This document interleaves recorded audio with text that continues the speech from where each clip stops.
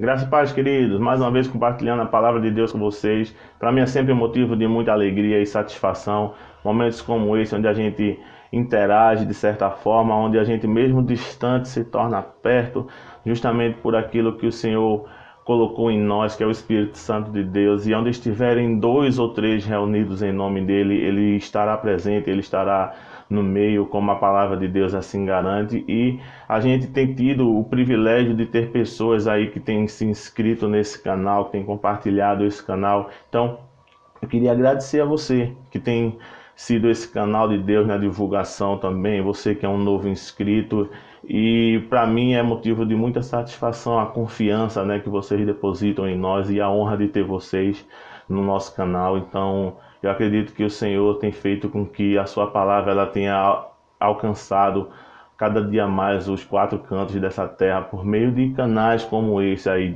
Temos aí o YouTube, né? Temos também o nosso Facebook, o Instagram. Se você ainda não curtiu lá, segue lá nossas páginas, nossas redes sociais, e você vai ver que a gente tem colocado também conteúdos aí semanalmente, onde tem também abençoado a vida de muitas pessoas. As nossas programações aí Sem Bíblia, Sem Comida também no Instagram, onde teremos as lives aí também na madrugada, às 3 horas da manhã, para aqueles que assim quiserem participar. Será um momento de oração e momento da palavra de Deus. E hoje estaremos falando aí sobre a nossa continuidade, né, das 7 igrejas do Apocalipse, a nossa série de mensagens, onde a gente estará aprendendo sobre as 7 igrejas. Aprendemos no domingo passado sobre a igreja de Éfeso e nesse domingo, hoje, estaremos aprendendo sobre a igreja de Esmirna. Então, para isso eu queria que você abrisse lá a sua Bíblia no livro de Apocalipse, capítulo 2, Apocalipse 2, versículos do 8 ao 11, que vai falar assim: ao anjo da igreja em Esmirna escreve: estas coisas diz o primeiro e o último, aquele que esteve morto e tornou a viver. Conheço a tua tribulação e a tua pobreza, mas tu és rico, e a blasfêmia dos que a si mesmos se declaram judeus e não são, sendo antes sinagoga de Satanás. Não os temais as coisas que tens de sofrer. Eis que o diabo está prestes a lançar em prisão alguns dentre vós, para serem postos à prova, e tereis tribulações de 10 dias. Ser fiel até a morte, e dar-te-ei a coroa da vida. Quem tem ouvidos, ouça o que o Espírito diz às igrejas, e ao vencedor, de modo nenhum, sofrerá o dano da segunda morte. Quando a gente lê sobre as 7 igrejas do Apocalipse, a gente tem que tornar aquilo, de que forma a gente pode aplicar aquilo à nossa vida. Quando eu leio sobre as 7 igrejas do Apocalipse, eu procuro sempre estar tornando aquilo no sentido de que igreja eu tenho sido para Deus. Será que eu tenho sido a igreja de Éfeso? Será que eu estou sendo a igreja de Esmirna?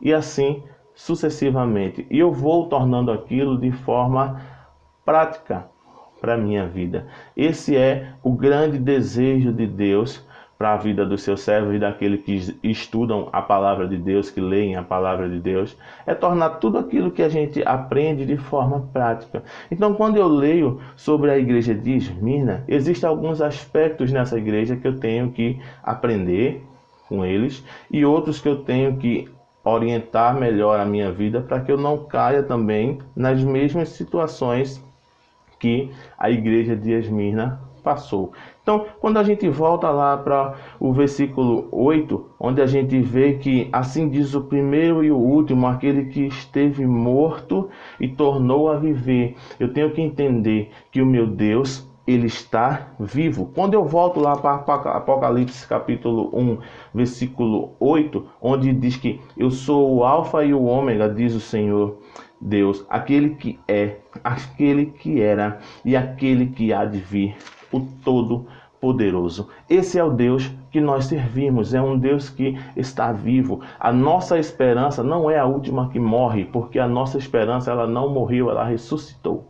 A nossa esperança ela é aquele que era desde o princípio, é aquele que é no presente e aquele que nunca vai deixar de ser no futuro. Isso quer dizer que o nosso futuro ele está garantido em Deus, que não há nada que possa fazer com que nós sejamos arrancados da mão de Deus. Então nós temos que entender o que é esse Deus que nós servimos. Quem é esse Deus que nós servimos? É um Deus que ele não perdeu o controle da história. É um Deus que num momento como esse em que a gente está vivendo de pandemia, ele está no controle de tudo. Pode parecer que tudo está perdido, mas nada está perdido, porque o Senhor, ele vela pela sua palavra para cumprir. O Senhor, ele não perdeu o controle da história. Ele está assim criando as situações acontecem para que a gente comece a olhar para cima.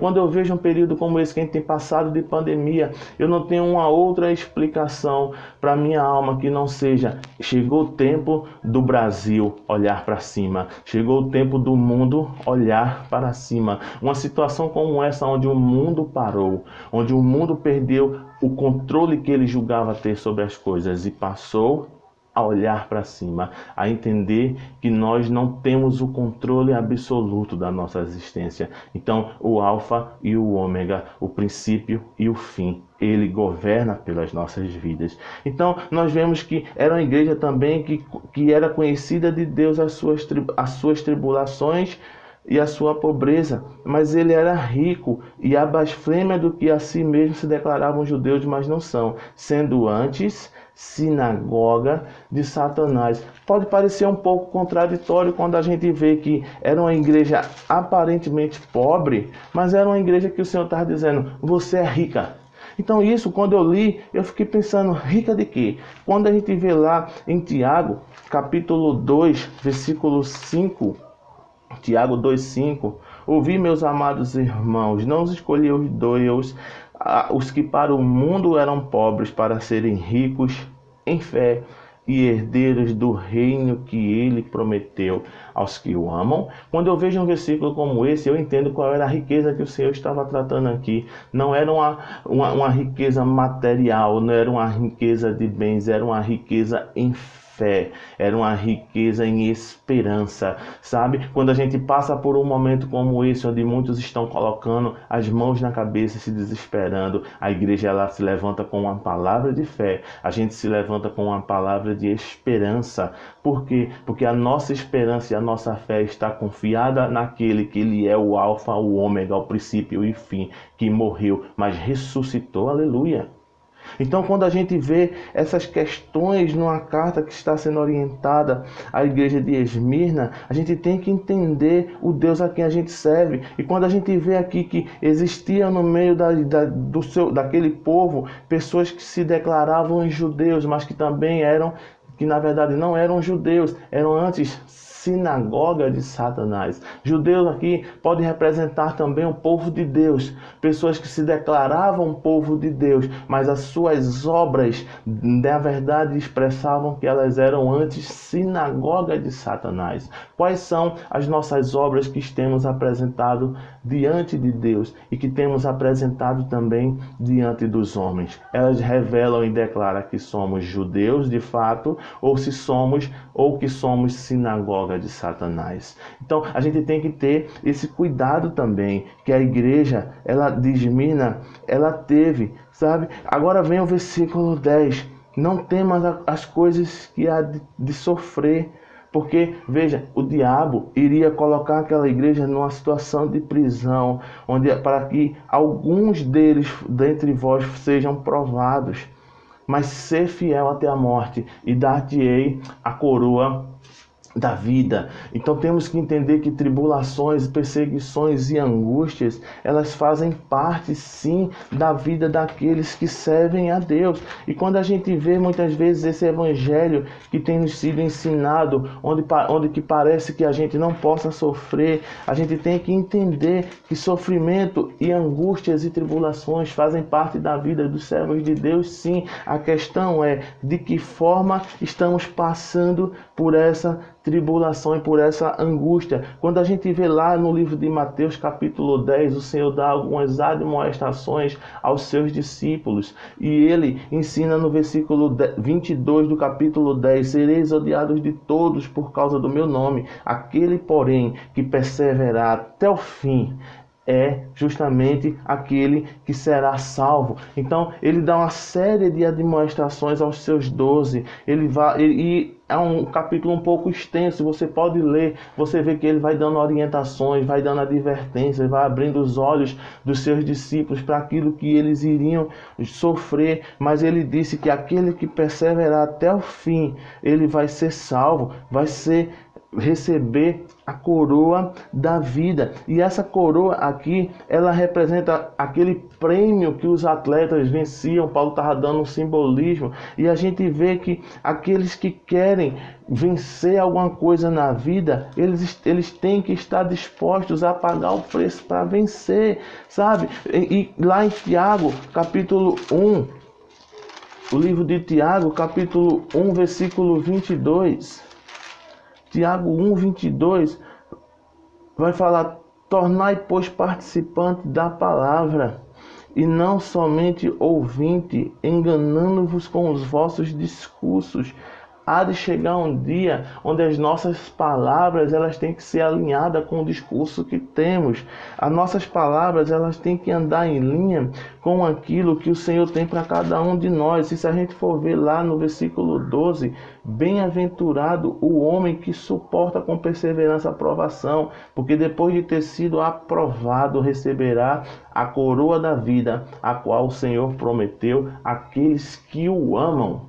Então não é para todos, é justamente para aqueles que amam ao Senhor. A gente tem que ter esse entendimento que as nossas tribulações e as nossas angústias, elas irão gerar em nós um peso eterno de glória. Para encerrar, eu queria que você voltasse um pouco lá a sua Bíblia para o livro de Romanos, capítulo 8, 18, porque para mim tem por certo que os sofrimentos desse tempo presente não podem nem ser comparados com a glória que em nós há de ser revelada. E quando eu vejo lá em 2 Coríntios também, o capítulo 4, 2 Coríntios 4,17, vai falar: porque a nossa leve e momentânea tribulação produz para nós um peso eterno de glória acima de qualquer comparação.